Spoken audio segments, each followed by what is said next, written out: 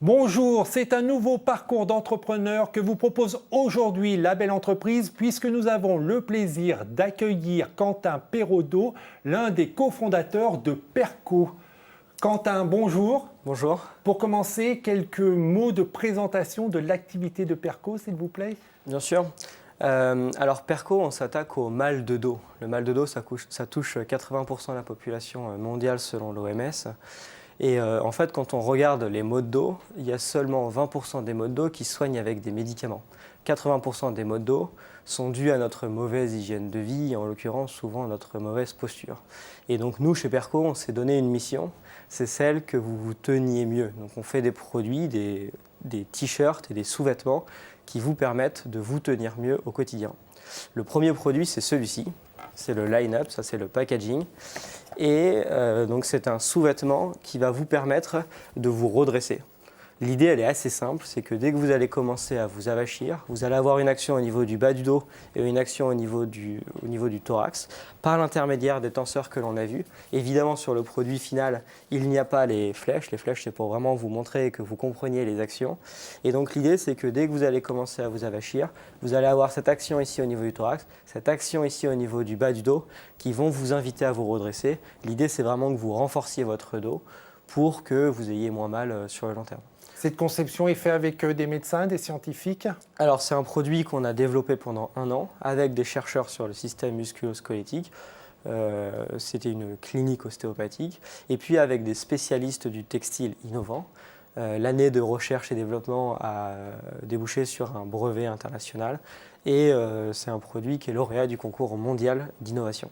Donc ça, c'est le premier produit, il y en a deux autres. Oui, assez rapidement. Ça, c'est le Line Fit, qui est un t-shirt de sport. Ça, c'est la version pour hommes.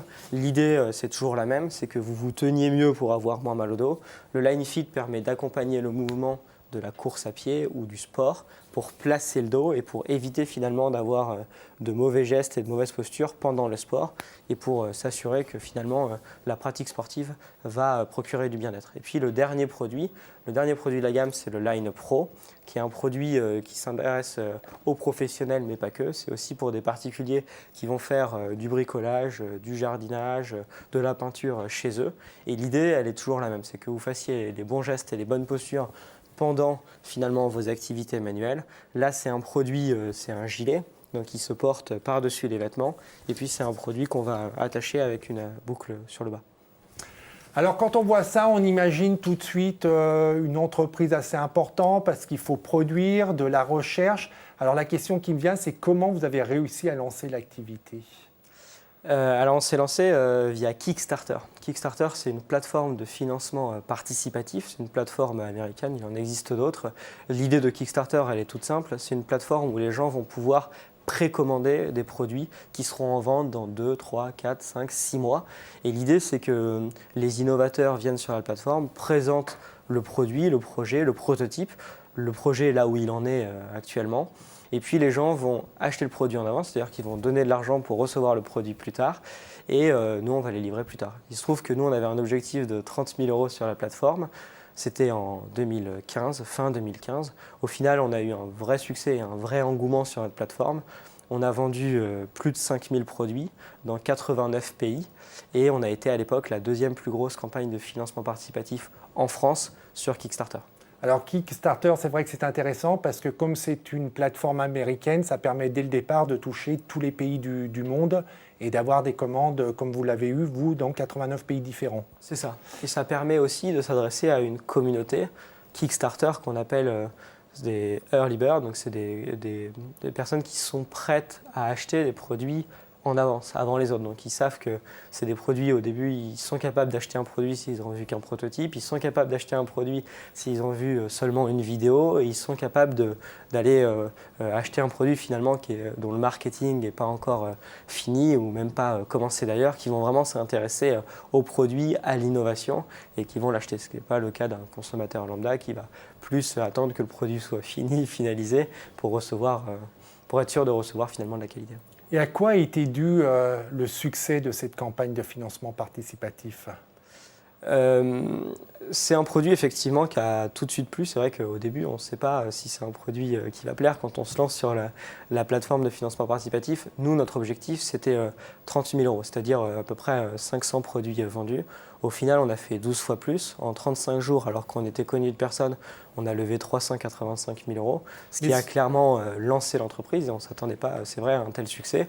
Après, on avait fait un vrai travail de communication. On avait une vraie communauté qui était prête à l'acheter. Les 30 000 euros, on les a atteints en 7 heures. C'est-à-dire qu'on avait toute une communauté de personnes qui attendaient la sortie de notre produit et qui voulaient aussi certainement nous soutenir. On avait des promotions qui étaient plus importantes en disant allez-y, si vous voulez le produit, dépêchez-vous, vous allez l'avoir moins cher si vous l'achetez dès le départ.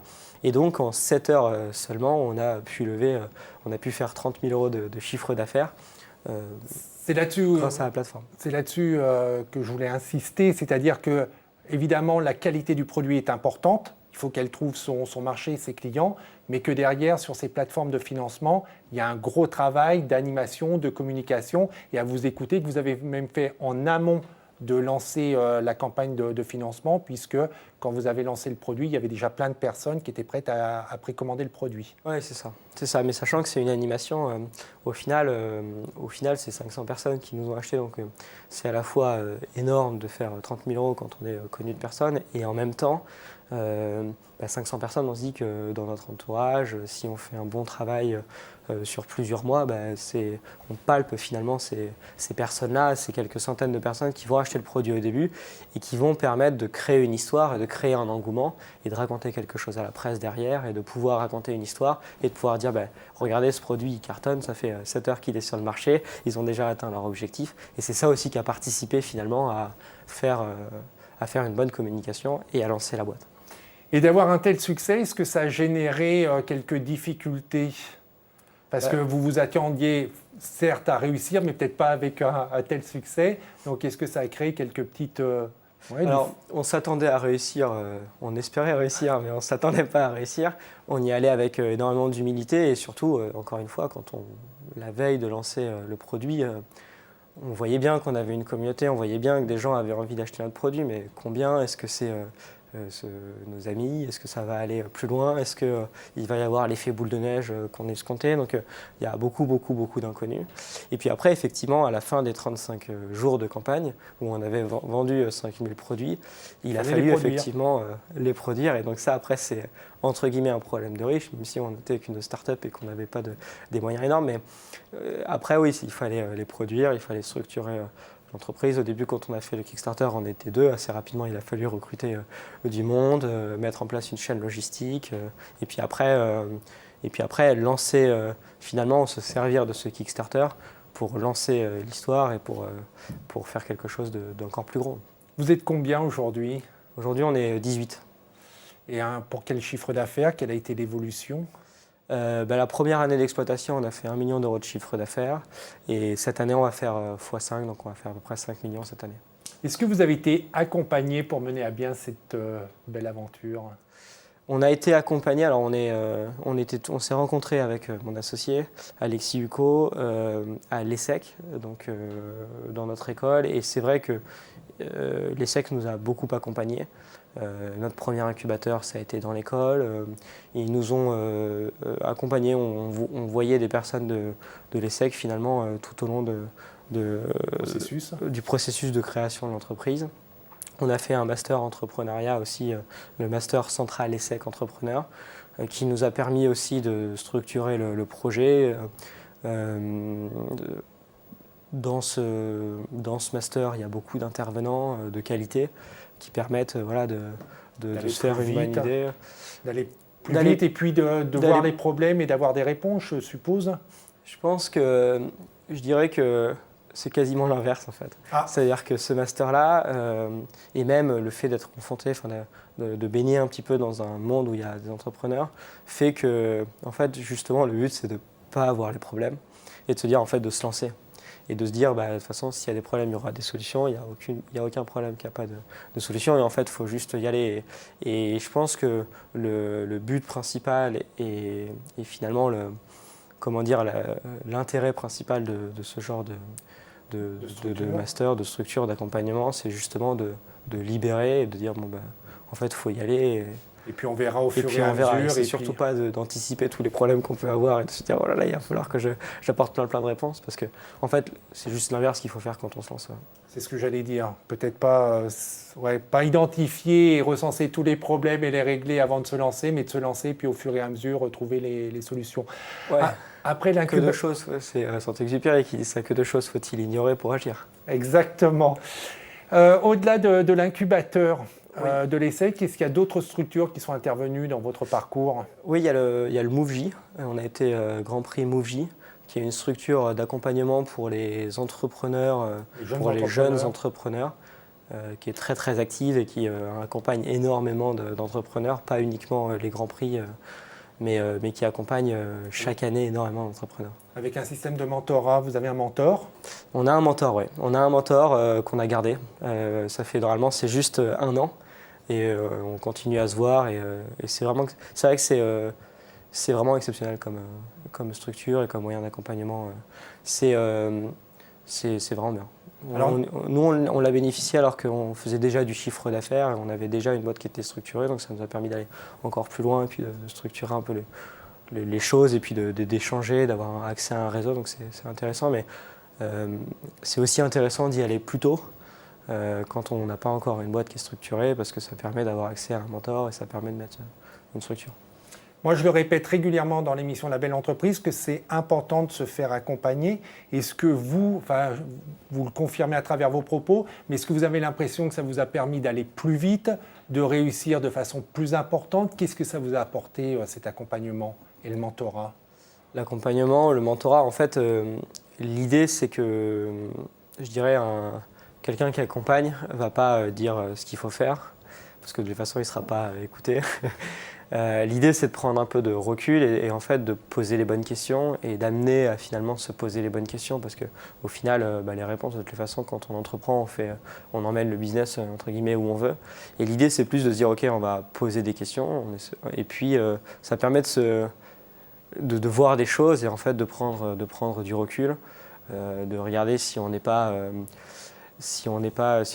suffisamment d'ambition ou alors si on n'est pas en train de se faire bouffer par nos ambitions et en train d'aller dans le mur parce que finalement on a trop d'ambition. Enfin, il y a pas mal de choses pour structurer, pour prendre du recul et se dire, en fait, mettre le bon curseur pour aller au bon endroit et arriver finalement à avancer.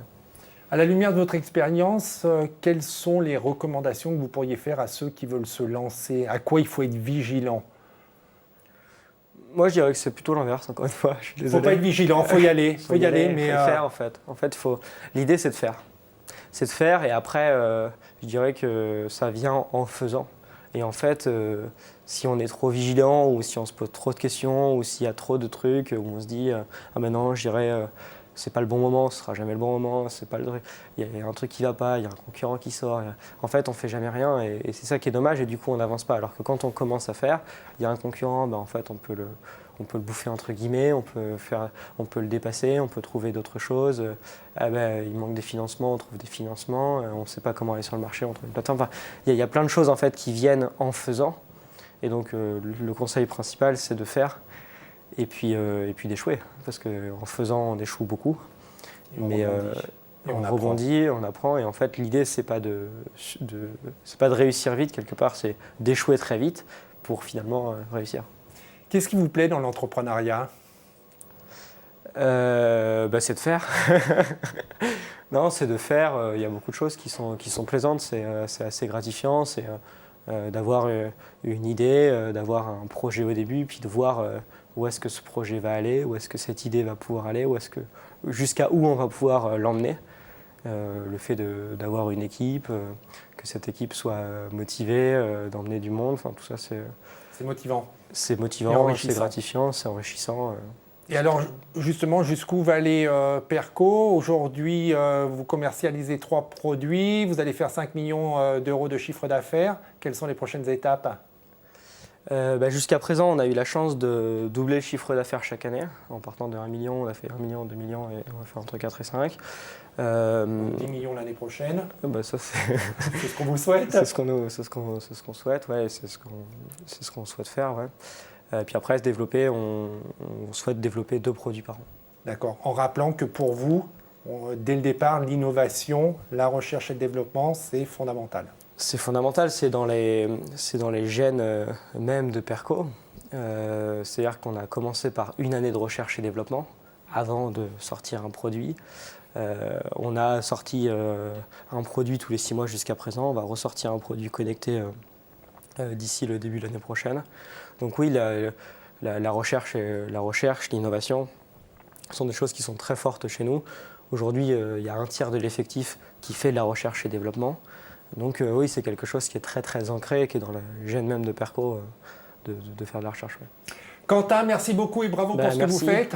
Merci beaucoup, merci pour l'invitation. Je vous en prie. Et si vous faites partie malheureusement des 80% de Français et d'habitants de cette planète qui ont des problèmes de dos, si vous voulez les prévenir ou les guérir, rendez-vous sur perco.com.